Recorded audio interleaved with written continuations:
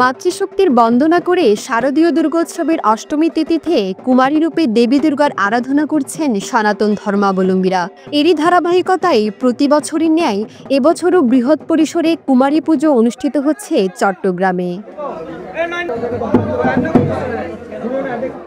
অষ্টমীর সকাল থেকে পাথরঘাটা শান্তনেশ্বরী মাতৃমন্দিরে ভক্ত ও দর্শনার্থীদের ভিড়। তাদের বিশ্বাস, যে ত্রিশক্তিতে বিশ্বব্রহ্মাণ্ড সৃষ্টি, স্থিতি ও লয়ের চক্রে আবর্তিত হচ্ছে, সে শক্তি কুমারীতে বীজ আকারে রয়েছে। তাই তারা কুমারী রূপে জীবন্ত দেবী দুর্গার দর্শনে মন্দির প্রাঙ্গণে উপস্থিত হয়েছেন। ভিড় অনেক বেশি, এত একটা অস্থির একটা গরমের মধ্যে মানুষ তবুও বের হচ্ছে। সবাইকে দেখে খুব ভালোই লাগছে।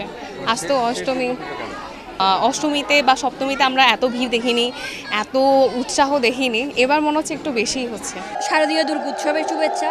পুজো মানে আনন্দের আয়োজন, সংস্কৃতির আয়োজন, ঐতিহ্যের ধারণ করার আয়োজন। প্রতিটা চট্টগ্রামের পূজায় মনে হচ্ছে যে আমাদের সংস্কৃতি ঐতিহ্যকে ধারণ করছে। আয়োজকরা জানান, এবার শান্তনেশ্বরী মাতৃমন্দিরে 6 জন কুমারীকে দেবী রূপে পূজা করা হয়েছে।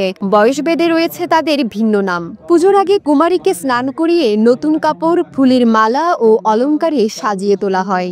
এত সুন্দরভাবে আমাদের দুর্গা উৎসব উদযাপন হবে, এটা আমাদের আশার বাইরে।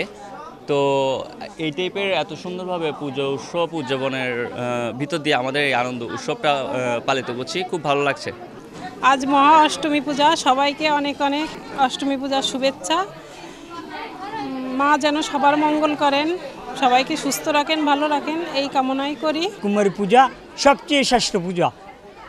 মায়ে যখন আসে আমাদের, এই বছর আসে আমাদের কি করে হাতি করে, ঝড় তুফান কিছুটা নিয়ে কিছুদিন আগে বৃষ্টি হয়েছিল না, তার জন্য আমাদের কুমারী পূজা, এই জন্য শান্তি, সবাই শান্তি, দেশবাসী সবাই সব জায়গাতে যেমন শান্তি নেমে আসে। দর্শনার্থীরা জানান, কুমারী আদ্যাশক্তি মহামায়ার প্রতীক। কুমারীরা শুদ্ধতার প্রতীক হওয়ায় মাতৃরূপে ঈশ্বরের আরাধনার জন্য কুমারীকে নির্বাচিত করা হয়। পুজোর মাধ্যমে অশুভ শক্তির বিনাশ এবং সমাজের নারী শক্তির প্রতি শ্রদ্ধার বার্তা ছড়িয়ে দিতে চায় সনাতনীরা।